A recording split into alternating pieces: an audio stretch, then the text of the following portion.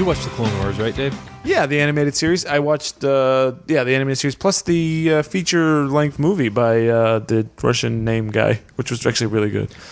Really? You thought it was really good? I enjoyed it a lot. The Clone Wars movie I thought was outstanding. And the series I enjoyed too. You get to meet Ahsoka Tano. You get to see... We get to Darth Maul, that whole story there, although it's still not probable that he survived. Right. We see the different Jedi doing stuff, and a real Anakin. Yeah, exactly. The Anakin we should have gotten in the movies, exactly. Yeah, that reminds me, actually, after we have an upcoming, I don't know when this is going to drop, but we have the Phantom Menace coming out. Yep. After we did that, I ended up watching a Clone Wars and Revenge of the Sith. And upon review, Anakin improves no better on these Really? films. I could watch them over, and I mean, I've seen them many times. But Yeah. the one character is Darth Sidious, to me, who improves. He's more menacing, scarier. In Revenge of the Sith? By Revenge of the Sith, Yeah. when he's revealed, he's legitimately a terrifying Definitely. He is character. an absolute villain. Yeah. We're obviously talking about Star Wars, the Clone Wars. Right.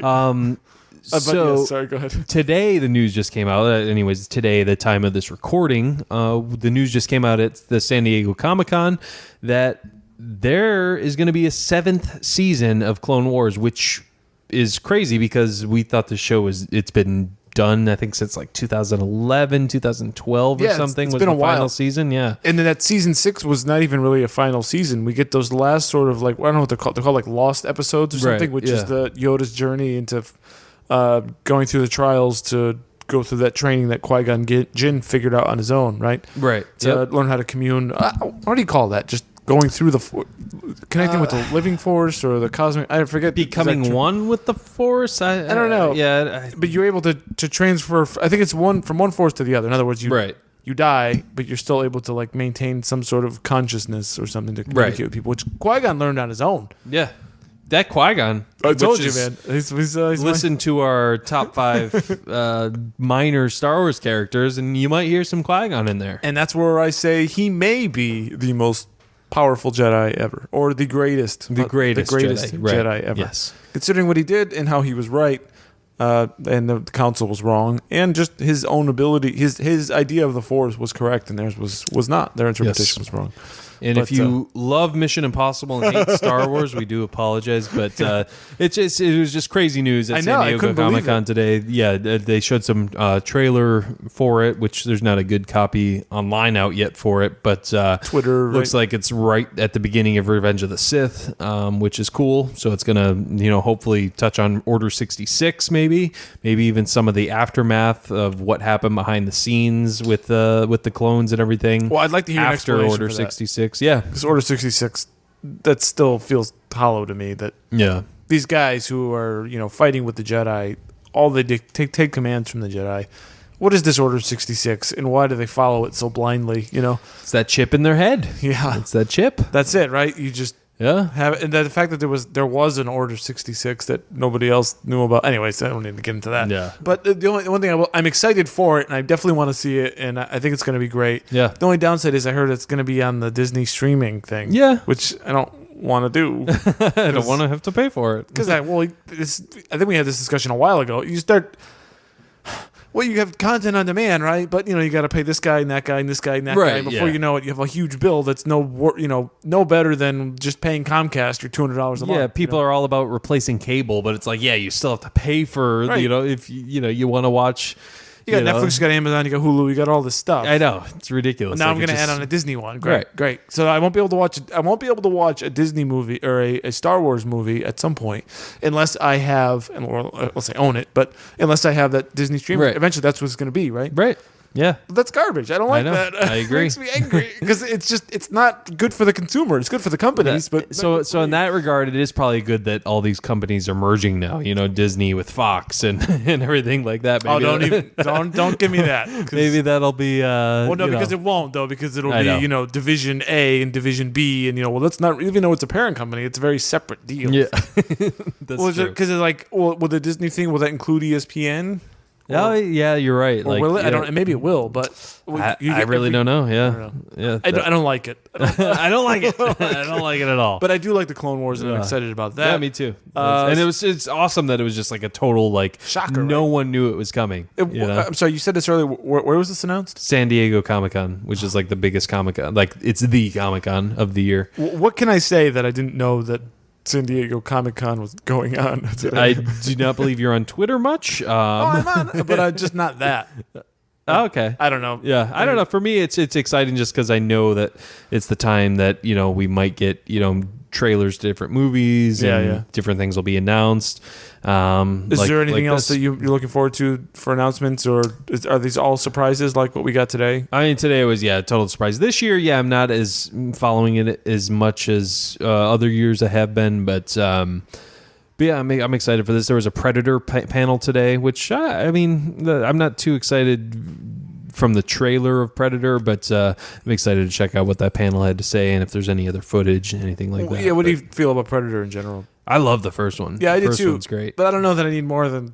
I guess it's okay, but you get it, right? Right. There's not much more to do with the creature than that's true. What they did. The main reason I'm excited is because it's Shane Black. I like him. He did Nice Guys with Ryan Gosling, and he also did Iron Man 3, which I thought was pretty good. Yeah, I did too. Good step up from Iron Man 2. Yeah. So and he wrote the Lethal Weapon movies. And, interesting. Shane Black. So I'm excited that he's the director for it. So San Diego Comic-Con kicks off the Comic-Cons? Is it the first one? Or no, there's Comic-Cons all year. So this is just the biggest one. Do you know when the one is coming to our area, Tampa? I want to say typically it's October, but I want to say this year it's August. You want to go to that, don't you? Yeah, I went in 2013. That's the only one I've ever been to. Did you cosplay? No, I did not. I actually wore a polo shirt. And you want to stand out? Yeah, I'm better than you. No. That actually kickstarted my action figure phase. There's always something. There's always a dark secret here. Yes, before this podcast, my hobby was collecting action figures. Well, like Steve Carell in 40-Year-Old Virgin. Well, I knew that. I knew you felt that way as I'm painting you for a different color for the 50th time. I'm making your pants blue. So, what did tickets run roughly? Maybe $30 to $40 ish. What does that get you? Do you at least get in to go see everything, or do they have a tiered system where you can't go into a room? No, you can see everything. Just like any, but if there's quote unquote celebrities that are there, you have to pay extra to get autographs and stuff. Quote unquote, like the guy who was the most minor character in some famous movie from the 1980s. The bigger Comic Cons are getting, the more there's actually credible actors there. Yeah, were you a Walking Dead fan? No, I never got into it. Okay, well, the kid on Walking Dead, which was he was 13 at the time, was at the Comic Con I was at in 2013. That's the caliber of celebrity that was at the Comic Con I was at. I mean, that's fine. Yeah. I don't want to call it confession, but I do like confession time. I went to, when I was a kid, I'd say about 8 or 9 years old. I was with my friend. I didn't really know what we were doing, but we went to a Star Trek convention. Really? Yeah, I didn't. Are you a Star Trek guy? I like it. And I like The Next Generation, and I like Star Trek. Was there any of the movies? actors there? The guy who played the original Chekhov was in it, and I had the autographed picture of him somewhere. Really? Yeah. Who's the guy?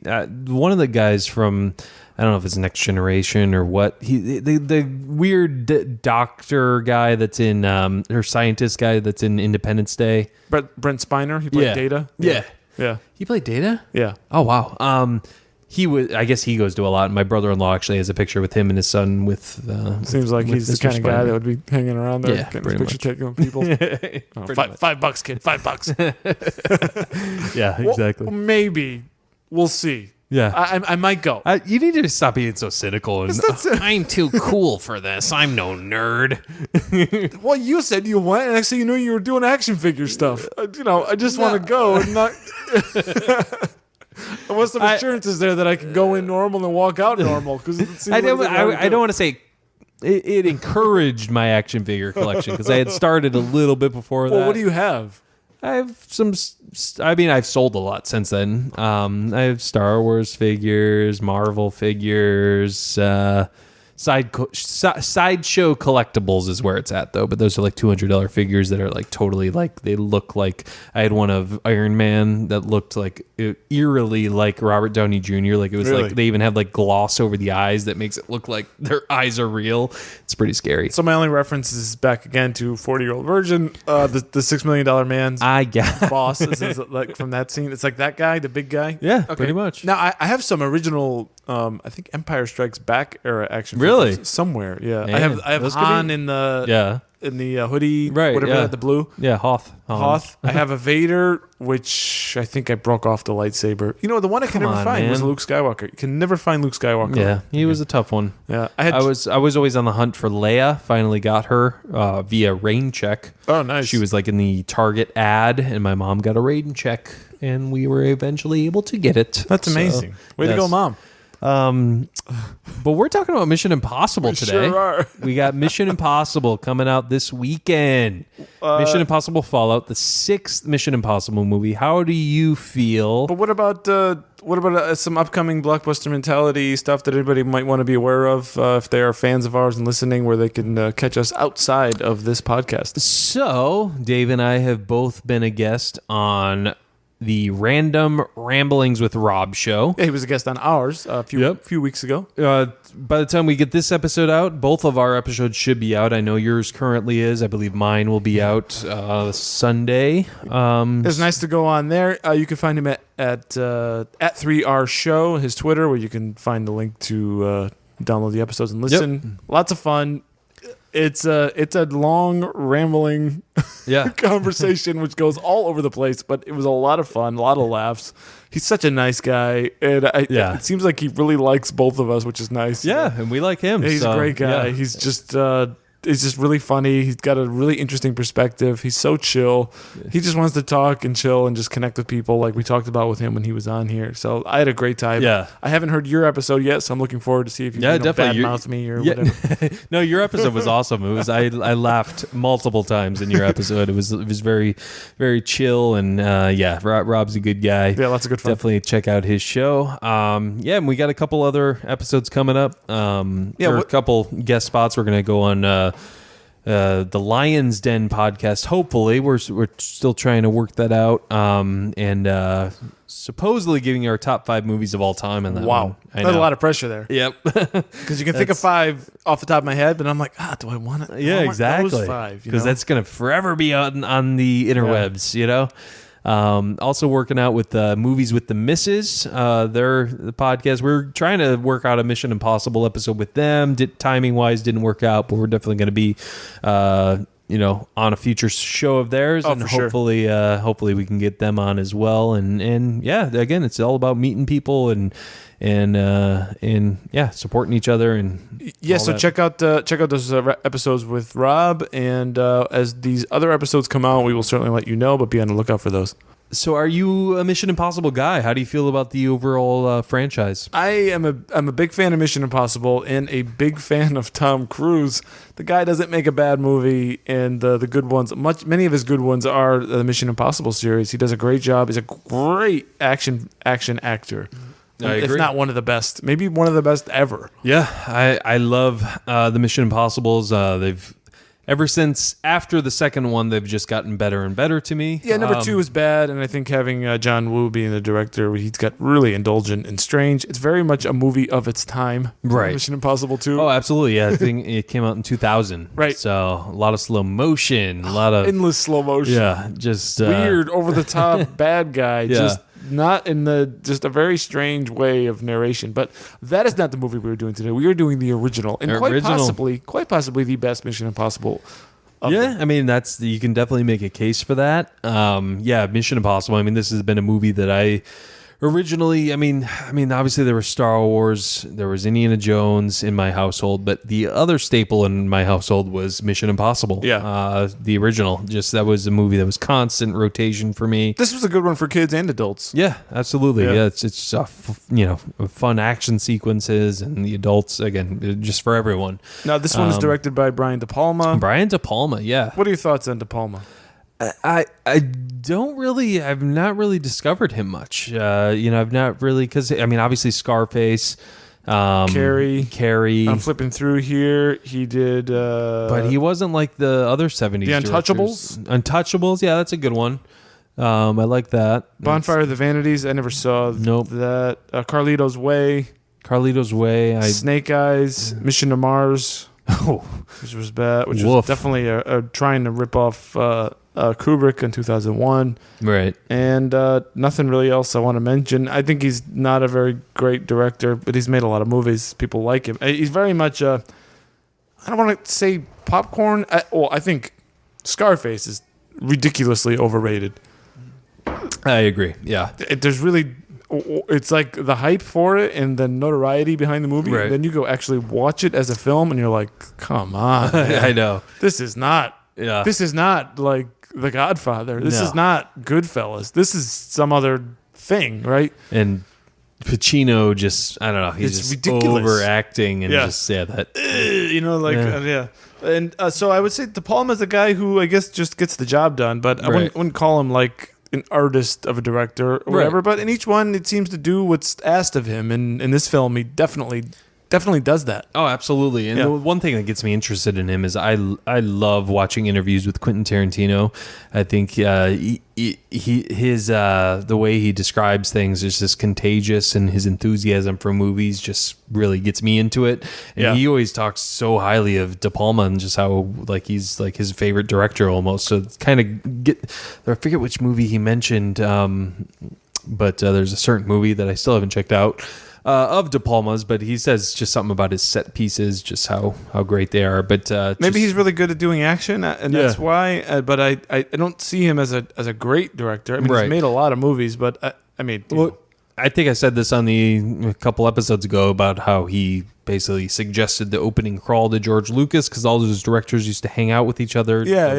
Scorsese, Spielberg, him, like, so it's just, but yeah, out of all those directors who used to hang out, like, he's the, don't want to say nobody, but, you know, he's the one that isn't as a household name as the other guys. Is De Palma the one you said in that episode that he said to Lucas, none of this makes sense? I don't know what. Right, and that's why he. Well, that's good critique. Yeah, that's why he suggested the opening crawl, yeah. So he has, maybe De Palma has more of a commercial eye. Right. I guess I'd say. And I don't want to knock him and say he's a bad director because, you know, I didn't direct 45 films for Hollywood. Right, exactly. Many of them making millions and millions of dollars. But exactly. Who are we? I don't see a lot of art in his movies. Yeah, I could see that too. Yeah.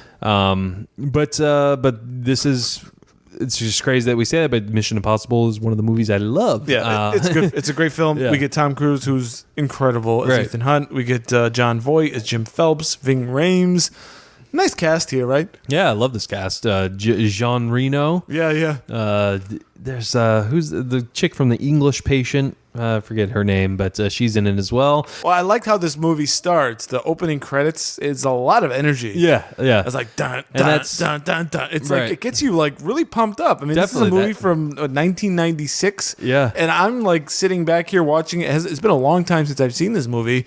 20 years. And I'm ready to go. Yeah, I know it gets you really excited, and that's a theme that carried over into all the movies. Is that opening title scene? It's just like, there it is again. Even really high energy. Even the trailer for the new one, like it, shows that it has that score, and it's just like, man, this really gets me excited for this movie. Yeah, and I'm so excited for Fallout. Me too. But that opening scene. And were you familiar with the TV show at all? Not at all. Me neither. Yeah. Okay. It just was curious there. And I wonder how many people even know there was a TV show. I know. And it's it's obviously basically secret agents, the IMF, right? The Impossible Mission Force. Yep. Ooh, such a unique name. Why are they called Impossible Missions? They obviously succeed a lot. The mission is impossible. Yes, it obviously only members of the force can pull these things off. Obviously, it's in their name. Yeah. So that open. I just want to talk about that opening scene a little. So I mean, you got Ethan, which we find out is Ethan after he takes off the mask. It's one of the staples of these movies is the mask. Taking off the mask. Really nice. So they're obviously doing like a sting or something for this guy to like give a name or something, trying to get have him give a name. But the mask, I just want to say, the mask is a great device. Yeah, absolutely. It's a little bit sometimes it's a little bit overused here and there, but it's really cool. Yeah, definitely. And one thing I will say about the second one, which it was a nice touch, was the voice thing they put on their throat. I thought that was cool. Like that was it's like, how would they talk like them? Well, they got this little device here. So that makes sense. Now that can be overused, right? At Absolutely, times, but it's still really cool. And I don't know if trying to think when I first saw this movie, because you're watching sort of like security cam footage of a sting sort of a thing. The guy's in the other room. It's pretty clear that's Tom Cruise, right? But was that obvious maybe first time that it was Tom Cruise? It was not supposed to be, right? Right. Well, they did it a little in Ghost Protocol too. They basically use someone who, they just they put Tom Cruise in makeup and pretend he's a different person. But they also in, the movies, they, even at the end when he's John Voight, that's totally John Voight, obviously, and he takes off the mask. So it's like they there you go. Do so it they two different ways. Yeah, exactly. So this one was maybe sort of ease you into that idea, not right. Yeah, it wasn't. They do it twice because they do it twice with Tom Cruise at the beginning, plus when he's like that senator. Right. Once they're in Kiev or that whatever. One's pretty obvious. Yeah, that one was. I remember as a kid even thinking. I think it was like the first time I watched the movie. I forget where I was, but I like. That's Tom Cruise. Yeah, I was like, oh, you can tell that's a mask. So there's this character in the world who is some senator that everyone in the world believes is the senator, and then whenever he needs to speak, Tom Cruise will put a mask on, and is that what happens? Yes, that is what happens. So anytime that senator has a public appearance, Tom Cruise goes and puts a mask on and speaks for him. See, it would have been a better choice to not make it so obvious that it's Tom Cruise. That's basically what I'm trying. Okay, gotcha. I'm like critiquing it in a very roundabout way here. Got you. Yes, I totally see what you mean. But again, for the audience's purposes, that it's better to just have it being like, okay, that's Tom Cruise. Right, exactly. We get that opening scene, you can kind of see how far they'll go, because I mean, that one chick, Jim Phelps' wife, is supposed to be dead. I guess that guy thinks he killed her, so they're trying to make him give a name. Right. This shows how far they'll go, because she's obviously sedated in some way, that she's staying asleep, because Tom Cruise kind of wakes her up and saying, "We got him." It kind of shows how far they'll go. But then that opening title sequence, bam, bam, bam, bam, bam, bam. Love it. It's really high energy, really great. Gets you just so pumped for the movie. Definitely. So then we get to I don't want to go the scene by scene, but it's important. What happens here next is to find this disc, right? The knock list, right? The knock list. Yep. Which is the list of all the agents who are undercover, right? Yeah, it's all their aliases and stuff. So if criminals get that name, they can just be able to find who it belongs to and kill them, I guess. Exactly. And so it's really important to protect that. And there's a guy who wants to buy it, and there's basically a sting operation to get him as he's accessing it and then capture him with it. And this all goes horribly, horribly wrong. Right. I watched this as a kid so many times where when I watched it, for the show, so many things were being brought, and I probably haven't watched it since I was a kid, and so many things were being brought back to me. And this is the first time I actually understood the movie. When I was a kid, so much of the stuff just went over my head. I had no idea what was going on. And yet I still... Oh, yeah, because how do you understand or why this is important? Right. Or what the heck's a knock list, right? Because I don't care. Yeah. Right? I know that I want Tom Cruise to win, but beyond that, that's my... Knock list? What's that? We get introduced to the IMF team. We got Emilio Estevez. Good old Emilio. How much does he look like Daddy Sheen? He does. He really does. Yeah, he definitely looks like Martin He's like Sheen. A spitting image of him at this crazy. age, at this point. Yeah. And Emilio Estevez was a thing for a little bit of time in the mid-90s and then just disappeared. We got Mighty Ducks, Judgment Night, a couple other things, and then poof. Yeah, I mean, really, the main thing is Mighty Ducks, Billy the Kid. Oh, yeah. What was that? Young Guns. Young Guns, yeah. Even that, but other than I saw that in the theater when I was a child. What? Yeah, my older sister brought me in, and I didn't mind. Yeah, you're like, sure. Yeah, that was a cool movie, I thought. It was also a Breakfast Club. Two movies. Oh, yeah, Breakfast Club, that's right. Well, yeah, but I mean, as a teen actor, but as by this time, he's got to be in his 30s. Yeah, right? Absolutely. And have we seen him in anything since the mid 90s? I don't think so. Not that I can. I know he's been in stuff, but not that I can recall. Kind of interesting. Yeah. And then obviously Charlie Sheen's brother and the kids of Martin Sheen. Of Martin. But Martin Sheen from Apocalypse Now, and then Emilio Estevez in this movie, that looks like really, really close looking. Yeah. John, what are your feelings on John Voight? I thought he's great. Yeah, I really like him. Yeah, Jim Phelps, good old Jim. John Voight's always a dick. Like, has he ever played a decent human being in a movie? I don't know. Well, I guess Deliverance, maybe. Anaconda, he was just, kind of. He's just, a boat man. Yeah, boat man. Then, was trying to warn them all about the anaconda. You don't mess. It's like some stupid accent or something. But even in Seinfeld, he bites Kramer's arm. Oh yeah, that's right, He's man. Playing an ass. In Varsity Blues. These references. Yeah, he's I've definitely. Never seen Joe Buck. Have you? Joe Buck? No, I haven't. Either. Midnight Cowboy? Never saw that. He was so he's not a dick in that. That's super young John Voight with Dustin Hoffman. What's that? Is that a good movie? Would you recommend that to the listeners? I saw it once. I don't know. I might need to see it again. The name sounds like something I don't want to watch. It's the movie I'm walking here. That's where that came from. But anyway. So you wouldn't. Did you get an answer? I said I've seen it once, so I can't give you a straight answer. I saw it once when I was younger. Can you give me an answer? I'm putting a gun to your head. Would you recommend this to the listeners? Yes. No? Yes. Okay. Hate you so much. I like gun to the head questions. You gotta choose one or the other. Shoo. He survived. All right, what do we like about this movie? Let's. One of the shticks I like is the red light, green light gum. Let's talk about the red light, green light gum. There's gum. One half of it's red, the other it's green. If you put them together, they blow up. That seems very dangerous to just keep in your pocket. Red light, green light. The Tom Cruise scream, right, is like everybody knows it. You can't. Sounds like he had like some sort of accent when he yelled that. I know. I like how it was initially used. Like basically, he realizes this whole mission they were on, where his whole team dies. This whole mission. It was really that scene though is really well crafted. So yeah, basically he realizes, okay, this guy thinks I'm the mole. This whole mission where everyone died at was a mole hunt. So they were trying to find the mole. That actor is such a dick. Kittredge. Yeah, definitely. Because he ends up in that restaurant. Yeah. We have the exploding fish tanks. Yep. Yeah, everything gets washed out. I think that's what De Palma's good at. The scenes like that. Yeah. It's just like, man, boom. And I like how that little bit of like where Ethan is like, he figures out what's going on fairly quick, and he spots all the other agents. It's like, why is there another IMF team there? Yeah. That's right. Like the guy behind you, the drunk Russian couple along the river, and he starts pointing it all. Bow tie, 12 o'clock. Yeah. I like that stuff. I do too, and I like how he does that a few times in the film, where he's like the camera's below them and kind of angled, and it's like there's like tension in the scene. So I think that was a cool little tidbit. That was good stuff.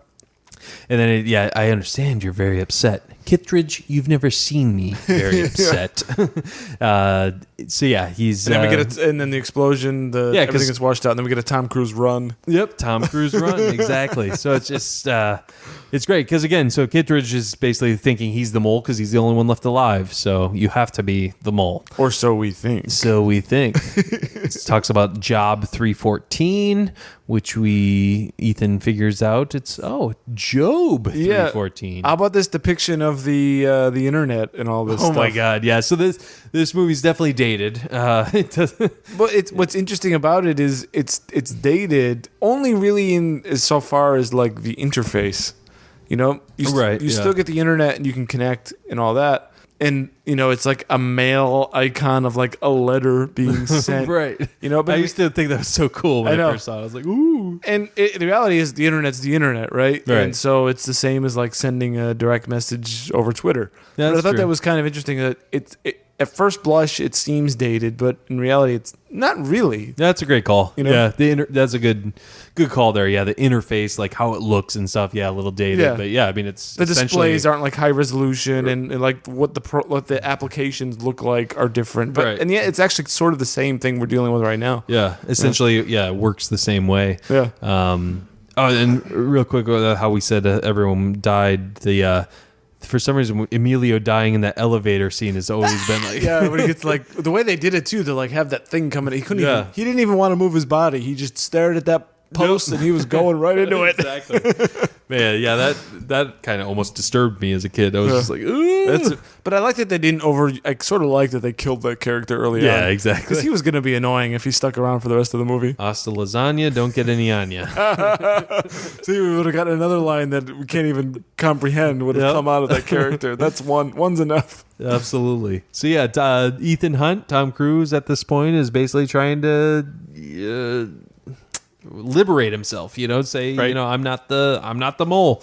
So he's trying to figure this out. This Job guy is gonna trying to figure out who actually is the one. Right. Who is this guy that was trying to purchase the knock list? And he goes to he tracks down this person called Max online, which is where you were before I derailed you. No, it's all right. Chats with Max by using some sort of a code. It's not. It was what was it? Job 314. Job 314, and then he discovers the camera goes above what he's looking at on the and over to a bookshelf, and he sees Holy Bible. Right. And not to jump ahead, but why would Jim Phelps take the Bible from Drake Hotel Chicago? I don't know.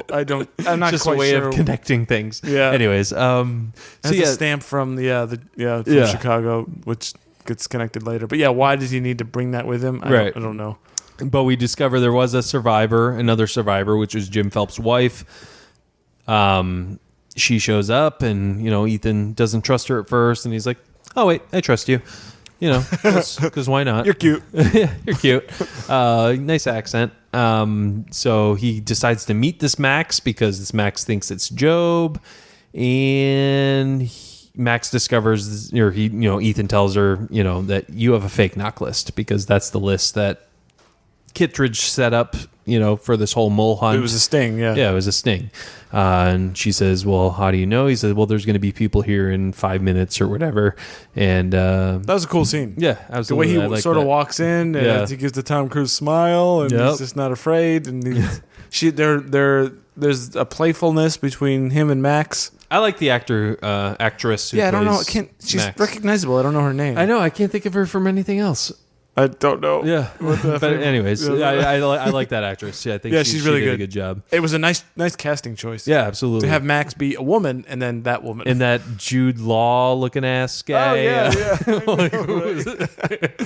Who is that guy? And then there's that other guy with like the long hair. Yeah. That's so nice. I know, exactly. He actually shows up again in Ghost Protocol. And does he? Ethan wears that mask again and they show him to a different guy. I forgot that part. Yeah. Speaking of which, Ghost Protocol, Rogue Nation, those movies are great. Yeah, really good. Those are MI3 again, I thought was decent. Yeah, I agree. Yeah, ever since 2, they've gotten better and better. MI3 was great, and I think the next one was better, and then the one after that was even better. And they're surprisingly good. Yeah. The Ghost Protocol and Rogue Nation. So I'm looking forward to Fallout. Yeah, absolutely. It's almost like this is a commercial for Fallout. I know, right? We got a cool little scene where the Kittredge guys come, and for some reason when he walks in that hotel, every time when I would watch this as a kid, when he took off his hat, it looked exactly like Harrison Ford to me. I don't know why. This guy kind of resembles him. Yeah. But it presents an interesting sort of thing because it's the fake list, because if it was a sting, and then Tom Cruise makes a deal with Max that he's going to get the real knock list. The real knock list, which is at IMF headquarters in CIA headquarters in Langley, Virginia, which presents a lot of security problems, and we're going to need a team here. Yeah, and they jump around from continent to continent real easy in this movie, I will say. It's like Rogue One, where you're jumping from planet to planet. Yeah, exactly. Within 10 it's seconds. like you were just in Europe. Now you're basically wanted, and you're able to travel all the way to America right now, and then get back to London. Well, I've got multiple passports, and I can put a mask on, so this is really not a big deal. That's true. That is absolutely and true. I'm Tom Cruise. Yeah, silly I just me. flash that smile, and I get what I want. Exactly. So yeah, the real knock list is in the CIA headquarters in Langley, Virginia, and this is where we get the famous vault scene. This is probably I'm just going to say this is the best sequence in the whole movie. Yeah, and the most iconic, I think, Mission Impossible scene. Yeah, or just in all of action films. Yeah, this is really it's a nice, logical explanation of what's going on, the build up, the execution. It's fantastic filmmaking. And right before that, we get introduced to Ving Rhames and Jean Reno. Oh no, I'm not doing that. Oh, yeah, no. Holy Mother of God. So Ving Rhames is great. Although he's still doing he's still doing a little bit of Pulp Fiction. Yeah. This one, isn't he? What's his name in Pulp Fiction? Mr. Band-Aid. Mr. Band-Aid. Band-Aid neck. The vault scene. So they need to get in the vault. They do so by triggering an alarm in the CIA headquarters, and they're able to get in as firefighters. I also like the actor that plays... Well, I mean, this isn't real life, right? There's one man who has... Only he can get into the vault. Right. But I like the actor that they choose for it. I like he's just sort of like a sad sack. Yeah. And again, what is that a thing where one single computer is in a vault because only that one single computer has the information? It's not the way it works. Exactly. It would never be the way it works. Right. You can't. But in '96, though, I could see people like. Because not having the total knowledge that we have in 2018 eyes, thinking like, well, you just have like a login to a server or something. But exactly, like it's a server. Back then we're thinking it's like it's a physical thing, unconnected to the rest of the world. So you access it like you would access money in a vault. Right. Same idea, right? So those kind of things I think are dated in this movie, but it still works. It's not. Yeah, it works fine. Yeah, it's only me just being cynical. Like, oh, actually, that wouldn't work. But this reminds me, and it's somewhat related. Have you ever seen Sneakers with Robert Redford? No, that's a good movie. Is it? And it's not the same as this. That was 93 or 92. Okay, really good film. Yeah, Dan Aykroyd's in it. It's sort of different. It's more of like a Cold War kind of thing, and it involves hacking. Actually, River Phoenix is in that movie. Oh, look at that! We just talked about him in another episode. But anyway, I would recommend that. But there's a similar. They're also trying to break into a room, and it's not all that dissimilar from what's going on in Mission Impossible, but not executed with quite the action and craziness. Right. But yeah. So they tell you, but there's a temperature problem. There's a problem with the floor. Yeah, you can't touch the floor. Literally a drop of liquid will set off the sensors. And noise too. Yeah.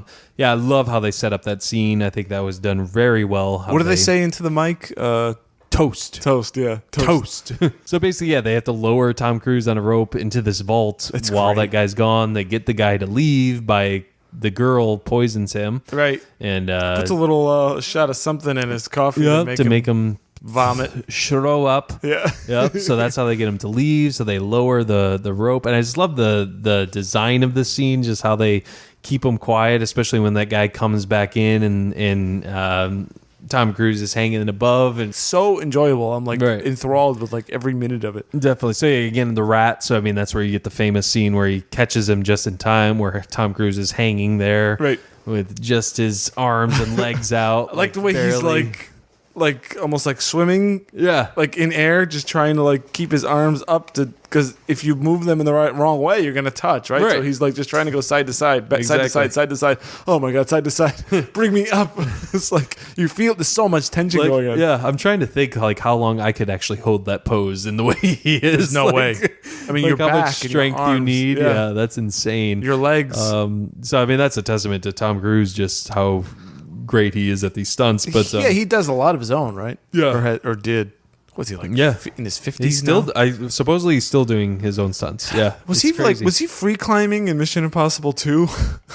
That is my favorite scene of Mission Impossible 2. One of my favorite scenes in all of the Mission Impossible series. It's like the first 10 minutes. Yeah, exactly. There's nothing to do with the rest of the movie. Exactly. It's just him climbing rocks. But wasn't he really doing that? I don't know. He was, but I think there was a cable there on him. Just they cut it out for the film. Yeah. But and then you got the sweat dripping down of his glasses while he's hanging there. And how did he catch that? Yeah. Okay. I mean, there's no way. He would have to swing. There's no way. Here I am, and I hate the nitpicking, and here I am nitpicking. Sorry. But he gets the knock list. They get back to London. Yeah, they got the fake fire. They get out. They get back to London to make the exchange, and then is this when we? You got to deliver to Max on the train, right? Yeah. And that, well, we get to London, then Tom Cruise goes down and calls Kittredge, and that's when he discovers John Phelps is alive. Oh, yeah, that's right. He's alive. So, yeah, he totally faked the whole thing because he's the mole. He's the one that was getting the knock list. And watching this again, I wasn't really sure that was true until Tom Cruise figures it out. Right. So is he playing along with Jon Voight while we're remembering it with Tom Cruise how it is, but he's still trying to make, He's Jon playing Voight. it like he doesn't know. Yeah. And then he's showing the audience what he really knows. Yeah. I like that. I'd like that too. Yeah. Because when you see Jon Voight, part of me, I'm such a sucker. I'd be like, oh, you're alive, Jim. Oh, wow. Look at that. Gee, golly gosh, I do believe in miracles. That'd be me. Yeah. And that's why I can never be an IMF agent. Yes, of course. You cannot have those feelings. Tom Cruise figures it out right away somehow. Not even sure how, but he pieces it all together. I like how he fake shoots himself. John Phelps does, like it flashbacks to them and shows him like take the fake blood and put it all over him. He's like got that weird smile as he's looking up. Like, it's so weird. It is weird. But yeah, it's kind of cool how they show like how that all went down and everything. And then Tom Cruise goes back to the safe house. Yep. And here's what we talked about before we started. I think there's an implication here that Tom Cruise slept with Jim's wife. There's like before all this, would you say? No, or at some point. No, after Jim died. Okay. Died, quote unquote. Yeah. I think something happened between them, either immediately when they were together, when they decided that they could trust each other, or something along the way. I think they hooked up and it did the banga. Yeah, I never got that, but I mean, I wouldn't doubt it. It's subtle. It's not over. It's not never said. They don't kiss. And it's like, why wouldn't they? Yeah, I mean, why not? You're hot. I'm hot. Your husband's dead. Yeah, he's dead. What do you? He's not coming back. So dead. It'd be even worse if he did it right after he found out Jim was alive. And he's like, no, I'll show him. Just to stick it to him. Yeah, exactly. Or to her. So they get on the train because that's where they're going to make the exchange with Max. Max promises Job will be there, which is essentially Jon Voight. Right. He's the original buyer. Yep. From way back. The original buyer. Yeah. Yep. Trying to buy that necklace. That's the mole that they've been trying to find all along. And Kittredge is even showing up on the plane. They're trying to basically they get to the back of the train car. They find out Max has the money there for Ethan. Now, does Kittredge know what Jim's doing, or is he just trying to track Ethan? He's just trying to track Ethan. He doesn't know Jim. Yeah, he doesn't know that's right, Jim's alive until Tom Cruise puts those glasses on. Yeah. And then Kittredge just happens to be looking at his watch. Oh, look at that. Tom Cruise is sending me something. It's a more intricate story than a typical popcorn movie, right? Oh, absolutely. I mean, I wouldn't call this like, the most, complex story in the world, but certainly more than I think you'd get in a lot of these kinds of movies, and especially ones that have come out recently. You actually have to kind of think about, oh, Jim was that guy. Oh, he was doing this. Because there's some layering here. Yeah, they don't like totally like voice it and spell it out for you. You kind of have to visually, get visual cues, things like that. Yeah, multiple angles going on here. Right, definitely. But even Kittredge, what is his angle here? I mean, because he seems to have. I think he's almost like the neutral party. He's kind of like a bad guy to our Ethan because we're, the audience is going and, rooting for Ethan. But so beyond protecting the knock list, you don't think he has much more motivation? He could. I don't know if it's intentional, but yeah, he's played kind of over the top. I could see that. I guess I never really thought about that, but yeah, I mean, he's got to have some sort of motivation. Like he doesn't want things to get out. Like the guy with the vault, like he's saying, like send him to Alaska or something. I think he says when the guy he's talking to the one guy in like the control room or whatever. He's like send him to Alaska or something. Yeah, whover learns of anything yet. Yeah. So maybe is he just an overzealous government type? That's how I kind of took it. Yeah, just overzealous. Not don't think he had another angle or anything. Okay, makes sense. Just wanted to cover that because this is, like I said, it is for a popcorn movie. There is some complexity here with the characters and the motivations. Definitely. And then Ethan sends the girl back there, and it's Jon Voight. So she's like telling him, can we trust Ethan? Yeah. So we kind of learn that she's kind of been playing Ethan. She kind of knew what was up with John Phelps. And that's why I think the sexual relationship was a part of that. Yeah, because trust betrayal. Because she's kind of like saying she knew that Jim was alive, and she did, she did whatever to earn his trust at that point. Yeah. Yeah. Which sex earns people's trust. It sure apparently. Does. So yeah, then he takes off the mask. It's pretty cool technology even then because it looks great. It's CGI, but at some point it's CGI because he takes off the mask, but at some point they switch it to be a mask because it was Jon Voight really standing there for a little while, and then I don't know how they did it. But I don't know, but just in general, there's really not a lot of this movie that looks that old. Yeah. Other than, some of the obvious technology that's going on. Right. It stands up really well. Yeah, the effects. Some of the stuff going on in a bit with with the train stuff, some of that you can tell that's CGI, but it's still not bad. I think it's really even for well today. done. Yeah, absolutely. One thing I don't get is after he reveals that it's Ethan Hunt, and then John Phelps comes back and he's got a gun to them. The reason he shoots his wife was kind of unnecessary to me. And if it was an accident, he could have just shot Ethan right away too. That's true. Yeah. So, but anyways, that was just a nitpick. That's kind of a weird scene there in the car. Yeah, the train car. If I would have maybe redone that scene, right? It gets confusing for the audience. What? Why? What? Huh? Yeah. What is that all about? Yeah. So yeah, then the reveal of Jim is a little weird. Yeah. Yeah. Okay. Then you get on top of the train. You got them using. You got Jim trying to. He's just climbing on top of the train with those suction things that you twist. Yeah. I've always loved those. Those little caper things. Yeah. But he's basically trying to get to the helicopter that Jean Reno is flying. And just a little bit before this, Tom Cruise realizes that Jean Reno is bad based on the knife that he carries that he remembers from seeing in the first operation, right? Yeah. Which was almost killed for a PG-13 movie, like him like pulling the knife out of the guy like in the gut. Yeah, like how they showed that. I was like, oh wow, this is. And I thought that was an interesting choice. He kills two people through a fence, right? And steals the disc. That was pretty cool. Yeah, kind of brutal. Yeah, definitely interesting. He remembers that and then realized, and then Jean Reno's on the helicopter, and you get some.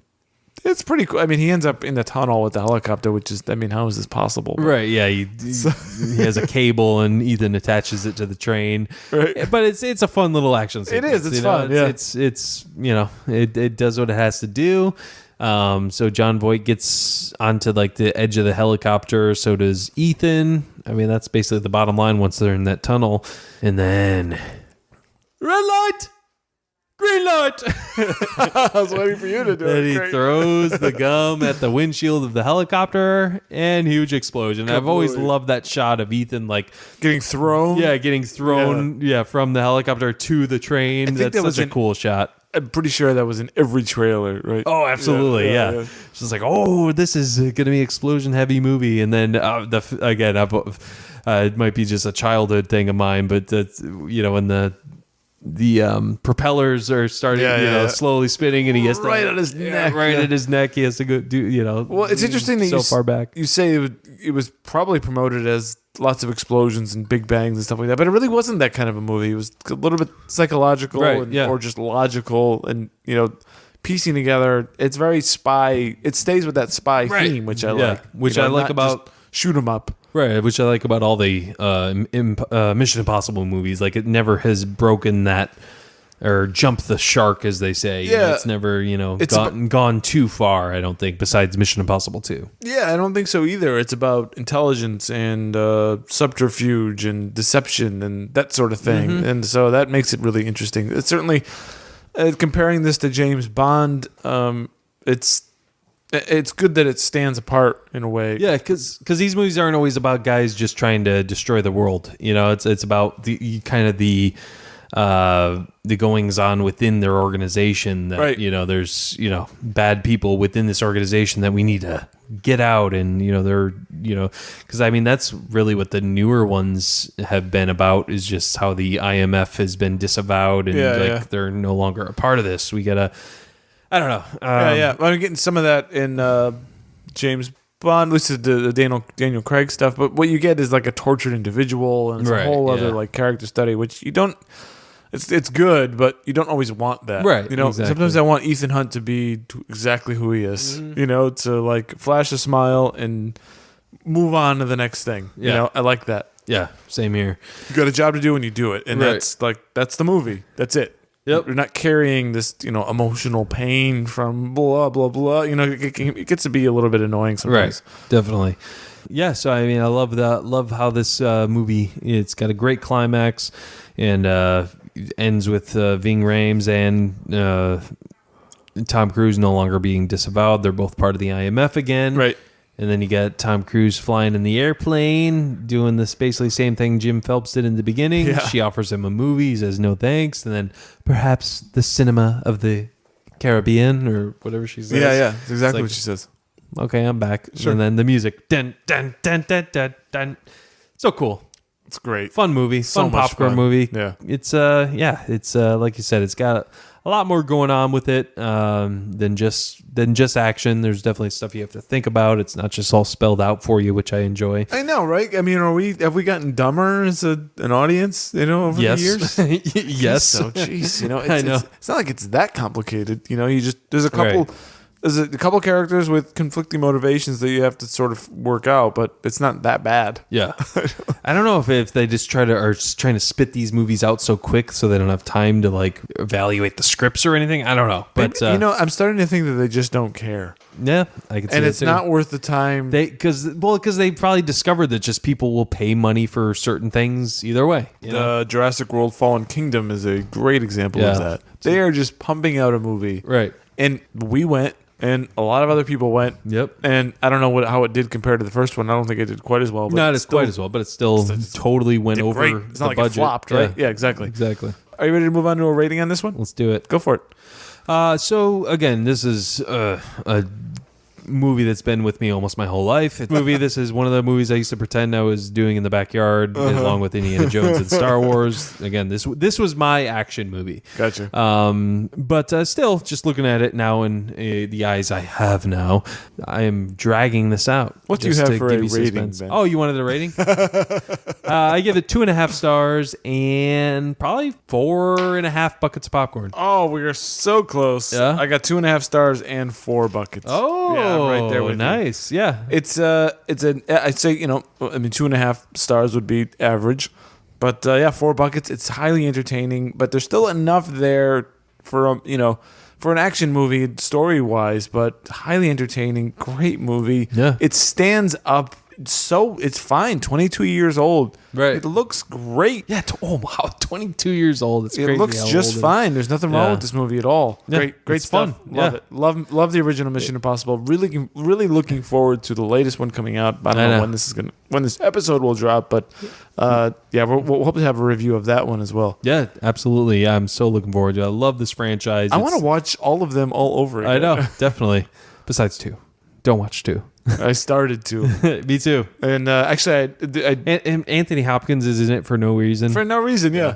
And you talk about the knock list because we realized that, what we're told is that there's you have the code names of the agents and then the real names of the agents. So there's only one side of the knock list. And Right. You got to get both to make the thing match. Yes. Now in part 2, it's almost the same thing, except it's a virus and an antivirus. One has the virus and the other needs the antivirus. Oh, yeah. It's like we're just copying the same goddamn thing. Yeah, and then exactly. Tom Cruise jumps through that hotel or that building. It's like the same sequence with the cable getting into the lab. So Yeah. it's such a cop. I'm so sorry, but yeah, I did Yeah, start it's- watching too, and it was very, very disappointing. Like, what So is this garbage? stupid. John Woo, he's Right. fine, but it's like the stylistic mess. But Yeah. the first one is great, even though I think I crapped on Brian De Palma for the first 10 minutes. He does a great job with this movie. Definitely.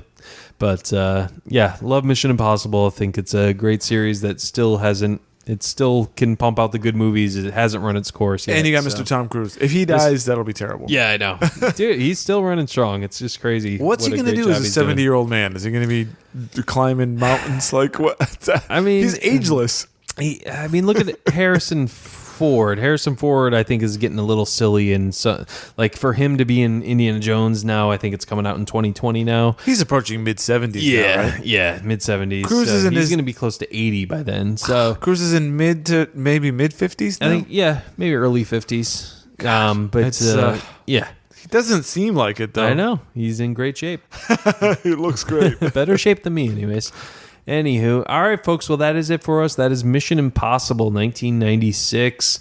Definitely let us know what you think about that movie. Be sure to follow us on Twitter. Reach out to us on Twitter at BlockbusterCast. Be sure to subscribe to us on iTunes and give us reviews. We'd really appreciate the feedback. Only good feedback though, right? Absolutely, yeah. We hate any negative talk. Tom Cruise is 56 years old. Oh, wow. Dang. 4 years, he'll be 60. It's great. That is crazy. 2022, he'll be 60. That is insane. Yeah. And yet, again, he's... looks better than me. Yeah, exactly. That's insane. Good God. He's a grandpa. He sure He is. is a grandpa. All right. You can follow me at BCCord. I'm a Dave_Quist. And that was Mission Impossible, Dave. It sure was. Great movie. Love doing it. Absolutely. Looking forward to the newest one. Should do more popcorn analysis shows. I love popcorn. We do stars and popcorn in top 5 lists, but yeah, popcorn is very much a part of it. We are not, we're not movie snobs. We love the good stuff, but we like the popcorn. We like the entertaining movies. We can appreciate both. I'm a movie snob. You are. You and your action figures. Shut up.